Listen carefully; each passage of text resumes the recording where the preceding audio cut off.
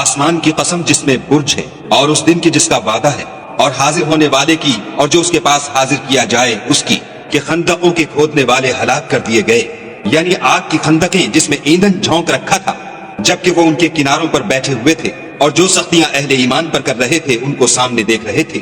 ان کو مومنوں کی یہی بات بری لگتی تھی کہ وہ خدا پر ایمان لائے ہوئے تھے جو غالب اور قابل ستائش ہے، جس کی آسمانوں اور زمین میں بادشاہت ہے، اور خدا ہر چیز سے واقف ہے۔ جن لوگوں نے مومن مردوں اور مومن عورتوں کو تکلیفیں دیں اور توبہ نہ کی، ان کو دوزخ کا اور عذاب بھی ہوگا اور جلنے کا عذاب بھی ہوگا۔ اور جو لوگ ایمان لائے اور نیک کام کرتے رہے ان کے لیے باغات ہیں جن کے نیچے نہریں بہہ رہی ہیں، یہی بڑی کامیابی ہے۔ بے شک تمہارے پروردگار کی پکڑ بہت سخت ہے، وہی پہلی دفعہ پیدا کرتا ہے اور وہی دوبارہ زندہ کرے گا، اور وہ بخشنے والا اور محبت کرنے والا ہے۔